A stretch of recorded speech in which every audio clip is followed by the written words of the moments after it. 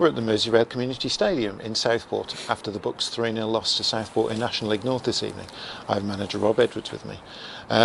Rob, really frustrating evening, and that first goal changed the game, didn't it?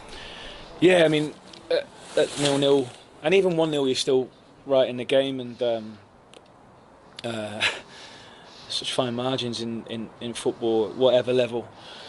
I was disappointed the way we conceded the first goal. Thought the build up to it, we didn't deal with the second ball when we won the first header, and then disappointed to give the free kick away, and full credit to them for sticking it away.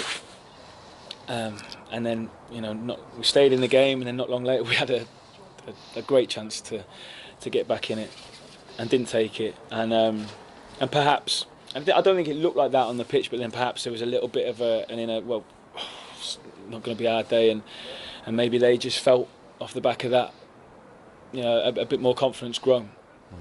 They scored from their point of view, a fantastic second individual goal. Again, though, it's something that we got to look at that's avoidable. And we finished off the game from sort of that point on with a lot of forwards on the pitch and tried to have a right go, and huffed and puffed and got the ball in around their 6-yard box at times, but they defended manfully, and we weren't able to get it over the line. It wasn't through lack of effort, just disappointed with how we conceded and that we didn't take our chances as well. The players are right with it, and they're giving us everything, but obviously I've got to assume the responsibility. We need to get results. I need to try and come up with that recipe to try and get that. I understand that as well, and we're working really, really hard. We'll continue to do so, and we will do on Thursday and Friday, and then go up to Bradford on Saturday, and believe that we can go there and get something as well. We know we've got 11 huge games, tough games coming up, but it'll turn. It'll turn, and if they keep working like that and keep delivering the performances that that they're showing, that in the majority of the games, in the majority of the time, we just need that. We've spoken a lot about. We need it for 90 odd minutes and not just for 60 or so. If we get that, then I'm confident that we'll be more than fine. We'll be more than fine. What was your thoughts going into this evening? Obviously, Southport have been on a terrific run. I think you came to see them on Saturday as well, didn't you? Did, Richard? Yeah, I felt really confident coming into the game. I thought, watched them on Saturday, and Tamworth started the better, and then they got, again, like similar to tonight, once they got that first goal, their tails were up. And goals obviously change games, and they took their even half chances, you would say, at first, the first couple of goals, and we didn't take ours, and it was probably a similar story on the weekend, but we wanted to go with 2 up front and really try and hurt them down the sides and behind them. Thought we did that at the beginning, and they had to change to match us up. And once they matched us up and went 4-4-2 as well, I thought they sort of began to start to dominate. But we defended really well, and at half time, fairly happy. We talked about a few adjustments that we could make at half time, and a few areas that I thought we could be better and try and get a bit more pressure higher up the pitch. Try again, start playing forward and running in behind again. But again, like you said, that first goal, changes probably the momentum a little bit. Sure. Third goal, that's a consequence of sort of the urgency and just trying to get something back at 2 down, isn't it? Yeah, it's difficult. 2-0, 20 minutes to go. I think we've all felt that the next one we could really, was always going to win the game, or it could really get us back in it anyway. They got it, so obviously always going to be difficult then. So we kept working, kept pushing, and I can't fault the players' work rate. Sure. You brought Kane Richards into the squad. What's the sort of thinking behind that? He became available and we were able to get it done quite quickly, and we want to try and get good players in, add competition, and players that can score goals. He's done it in the league above. He's the right type.